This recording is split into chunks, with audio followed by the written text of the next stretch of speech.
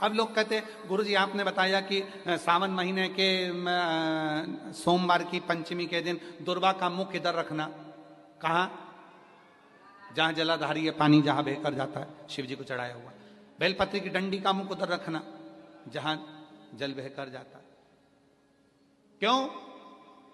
लिंग पुराण पढ़ी है और लिंग पुराण में आता है कि जब डंडी का मुख जलाधारी की ओर होता है और उस समय पर व्यक्ति जो सामग्री समर्पित करता है, जल समर्पित करता है, तो जैसे जल बहकर जाता है और राह में जल को जो भी अड़चन आती है वो निकलता चले जाता है। शिव जी के चढ़े हुए जल को जो मार्ग मिलता है, अगर डंडी का मुख जलाधारी की ओर कर कर हम जब जल या दूध चढ़ाते हैं तो हमारी जिंदगी के भी सारे रोग और दुख समाप्त होना प्रारंभ हो जाए। तरीके 33 वर्ष में 6 बार आई है सावन के सोमवार को नागपंचमी। पहली आई 96 में, दूसरी आई 99 में, तीसरी आई 12 में, 2012 में, फिर आई 2019 में, फिर आई 2023 में और बाबा की कृपा से अब आई 2026 में। 17 अगस्त को पड़ेगी सावन के महीने में जो सोमवार है, उस दिन नागपंचमी। उस दिन नील निधि का प्रयोग करिए। आप कितने भी, हम तो यहां तक कहेंगे जितने ठेले चलाने वाले, जितने भी हैं जो कहीं ना कहीं किसी ना किसी रूप में कर्ज में डूबे, परेशान हैं, दुकान नहीं चल रही, व्यापार नहीं चल रहा, परेशानी हो गई, कोई ने जमीन पर कब्जा कर लिया, कोई ने कुछ कर लिया, कोई ने कुछ कर लिया, जितने हैं सब करो और एक नील पुष्प, नील कमल के भाव से, नीला कमल मिल जाए तो ठीक है, नहीं मिले तो नील पुष्प जो अभी दर्शन कराया बाबा जी बोले काशी में तो ये बहुत ज्यादा मात्रा में मिलता है और लोग शिव जी को समर्पित कर, उस नील पुष्प समर्पित।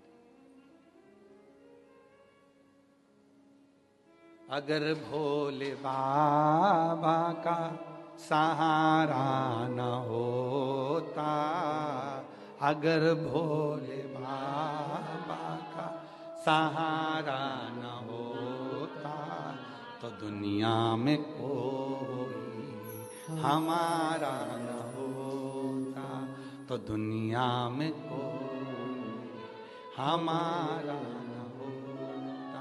अगर भोले बाबा सहारा न होता, अगर भोले बाबा, बोलो बोलो, सहारा न होता तो दुनिया में कोई हमारा, अगर है तो उसका सहारा है, उसका सहारा, उसकी कृपा, उसकी करुणा, उसकी दया।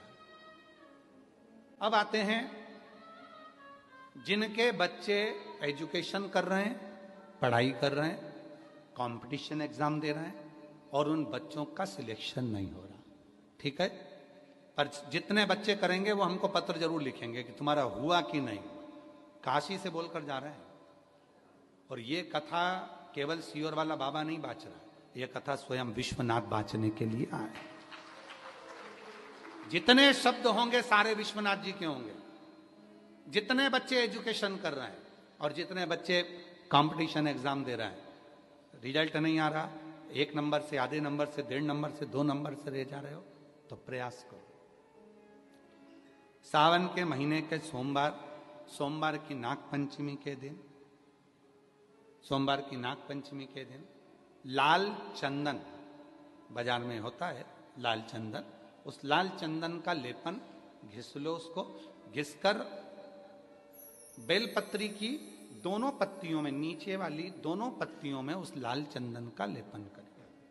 बेलपत्री के नीचे वाली दोनों पत्तियों में लाल चंदन का लेपन करिए और ऊपर वाले पत्ते पर केवल लच्छा, लच्छा किसको बोलते हैं यहाँ पर, क्या बोलते हैं हम, नाड़ा, लच्छा क्या बोलते हैं, मौली, लच्छा, नाड़ा जो भी है, वो बीच वाली पत्ती पर रखकर देव अधिदेव महादेव को समर्पित कर दीजिए और बाबा पर 1 लोटा जल चढ़ा दो।